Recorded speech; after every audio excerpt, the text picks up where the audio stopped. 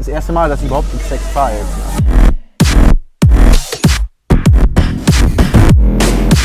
MHX6 700, weil er über 700 PS hat.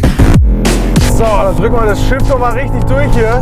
Was geht ab, liebe Leute? Herzlich willkommen zu einem neuen Video. Wir sind heute ein ganzes Stück gefahren Richtung NRW, genauer gesagt Wuppertal, denn wir sind heute zu Gast bei Manhart. Die haben hier ihren Sitz und die haben uns zwei richtig schöne Fahrzeuge zur Verfügung gestellt. Das allererste fahren wir jetzt mal heute hier.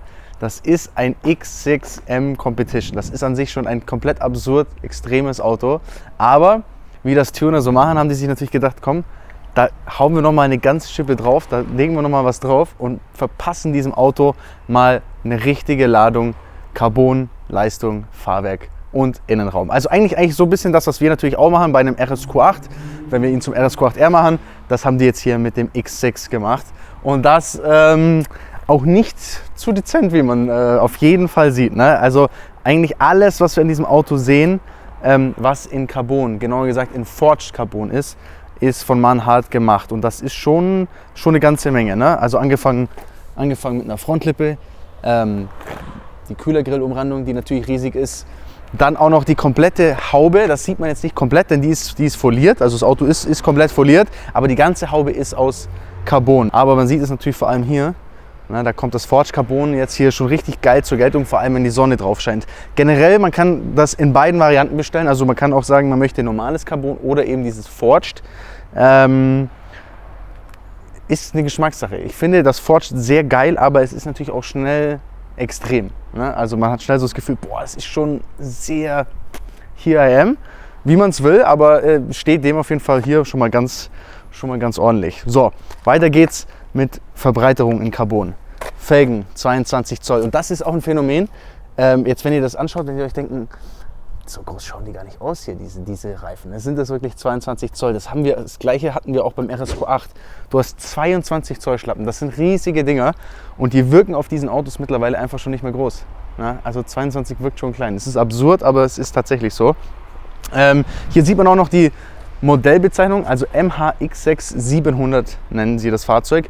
700, weil er über 700 PS hat, 720 wurden uns versprochen, das werden wir gleich mal rausfinden. Also das ist mehr als genug.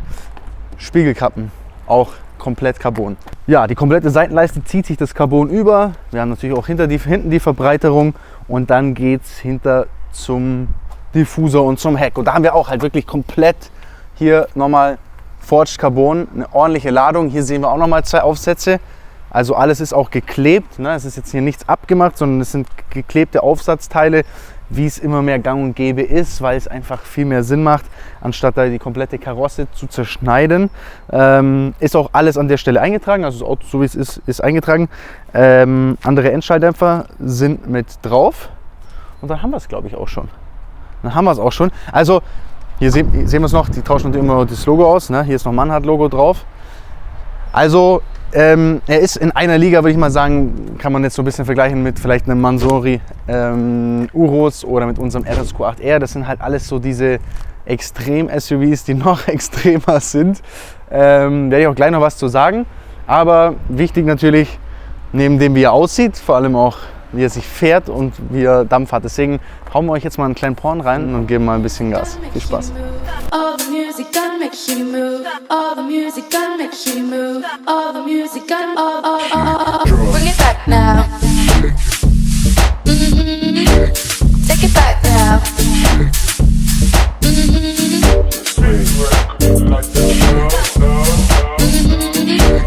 Take it back now.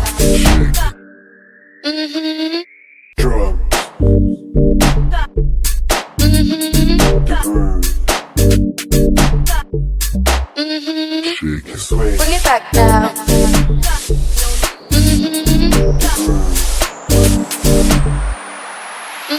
Shake it.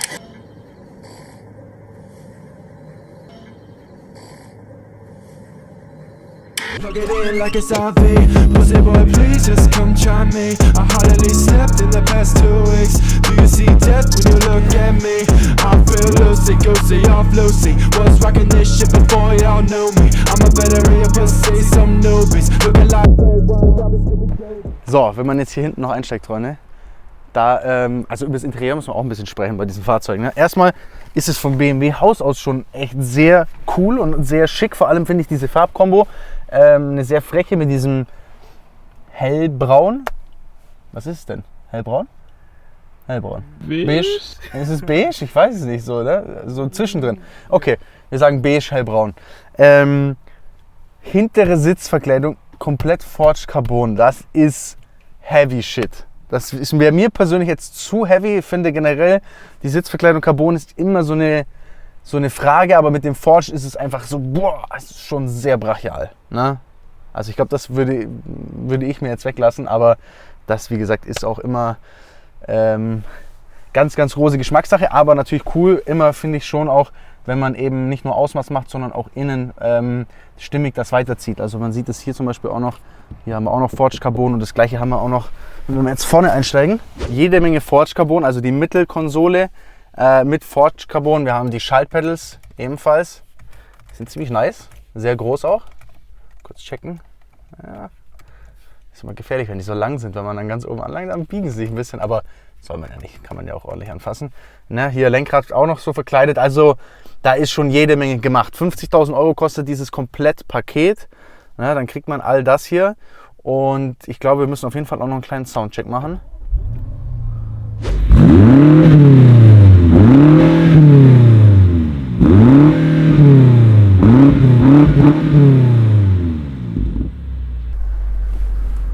Wie ist es? Sehr bullig. Schon sehr bassig, ne? Also ich meine, ein bisschen über 4 Treter, aber finde ich klingt schon gut, ne? Ist ja auch mächtig, der muss jetzt schon auch ein bisschen, der muss schon ein bisschen was hergeben, ne? Das ist schon krass. Das erste Mal, dass ich überhaupt X6 fahre jetzt, ne? Also X5 haben wir ja schon gefahren, aber mir gefällt der X6 besser, ich finde den schon, der kommt schon Baba. Deswegen spring mal rein und dann schauen wir, ob wir mal eine freie Strecke hier finden.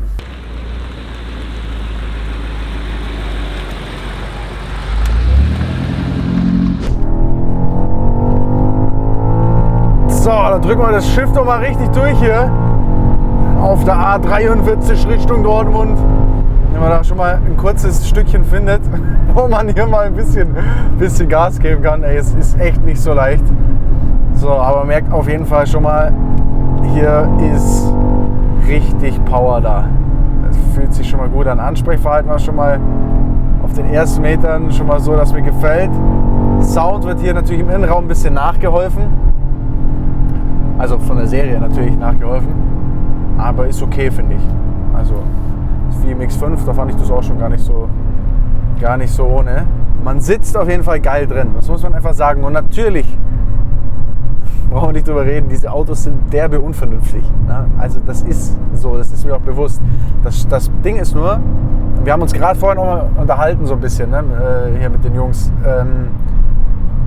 Wenn die Nachfrage nicht da wäre nach diesen Autos, würde auch keiner diese Autos bauen. Aber die Nachfrage ist crazy nach SUVs, noch größer, noch kranker, noch mehr Leistung, noch mehr Carbon. Das ist einfach die Realität.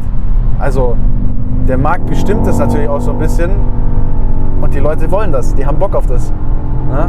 Also, ob es jetzt richtig oder falsch ist, steht jetzt gleich in den Kommentaren, aber es ist die Wahrheit. Die Nachfrage ist bei diesen Fahrzeugen definitiv im Tuning-Segment mittlerweile am höchsten. Das ist schon brutal. So, dann wir mal durch. Schauen wir mal, ob wir eine 100, 200 hier ein bisschen hinbekommen. Oh, wie schnell du auf 200 bist hier. 7,31. Oh, okay, war ein bisschen freie Bahn. Warm 250. Verkehr. Also der Koffer rennt auf jeden Fall. Kann man definitiv sagen, ist schon mal sehr ordentlich.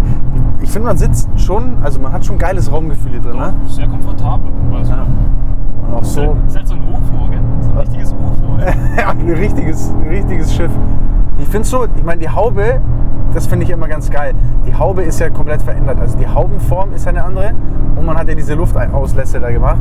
Ich finde es immer ganz geil, wenn man hier so drauf guckt und das sieht. Kriegt man es auf der Kamera hin? Ein bisschen vielleicht, ne? Aber das ist halt, vorher schon gesehen. das ist halt so diese einzige optische Veränderung, die du ausmachen kannst, die du selber spürst drin, wenn du sitzt. Abgesehen vielleicht von den Spiegeln. Ja, ansonsten vielleicht auch mal zum Basisauto an sich. 4,4 Liter Motor V8. Ja, also das hört man, das spürt man. Das ist der Motor, der ja, in dieser Kategorie mittlerweile gang und gäbe ist und den man daher kennt.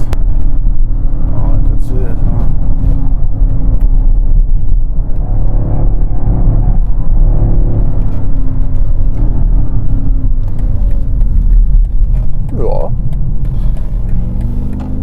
War sauber.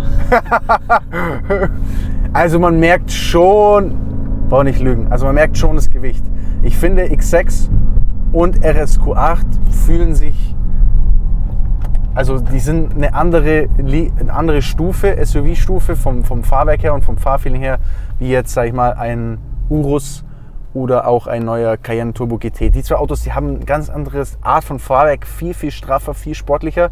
Ich finde, sowohl der X6 als auch der RSQ8 sind da ein bisschen weicher. Die sind ein bisschen, glaube ich, mehr so für die Leute, die es noch einen Ticken gemütlicher wollen, nicht ganz so extrem sportlich, wobei man auch hier natürlich Einstellmöglichkeiten hat. Ne? Wir sind jetzt schon komplett auf Sport Plus in allem. Ne? Also wir haben Fahrwerk, Komfort, Sport und Sport Plus. Und gleiche gilt für Lenkung und auch für die Bremse. Das finde ich ziemlich geil, weil mir die Bremse auf Sport echt immer viel, viel besser gefällt. Also das ist schon mal ordentlich. So, bei der 100-200 von gerade eben muss man vielleicht noch kurz dazu sagen, es ging leicht bergab. Aber ich habe jetzt keine Zeit mehr, hier die perfekte 100-200 Strecke zu suchen. Aber der ist schon geil am Gas, ey. Also, das muss man schon lassen. Auch untertourig schon unfassbar, wie gut man das Drehmoment spürt. Also das kann schon was. Das macht schon derbe Laune hier. Es ist unvernünftig, aber es ist auch irgendwie geil. Das ist ja das Schlimme daran. Ne? So, warte mal, jetzt können wir hier nochmal einen freien Slot gehabt. Vielleicht können wir noch einmal ein bisschen durchpusten.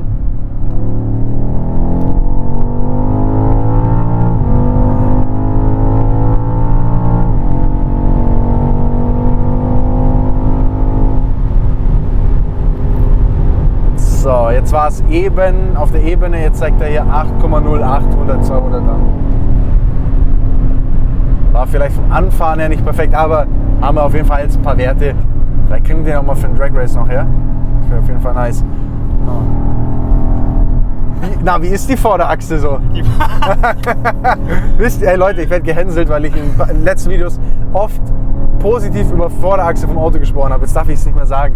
Also, sag doch mal, wie ist die Vorderachse? Also ich finde, die Vorderachse ist sehr stabil, Ja, sehr ne? direkt. Sehr direkt, ne? Sehr agil. Junge, wie direkt ist diese Vorderachse? Boah, diese Vorderachse. Wirklich eine Vorderachse, die so ganz direkt ist. Was mir direkt aufgefallen ist in dem Auto, ist Vorderachse. Also wie die sich anfühlt, wie die Lenkung sich anfühlt, finde ich sehr gut. Was mir echt immer sehr doll auffällt, ist, dass die einfach eine starke Vorderachse haben. Also, präzise auf der Straße, du hast total geiles Einlenkverhalten. Das mag ich, wenn die Vorderachse gut ist. Nee, du darfst schon noch sagen, aber... Nee, jetzt traue ich mich nicht mehr. Okay, 0 auf 100 probieren wir auch mal noch aus. Das machen wir mal startklar.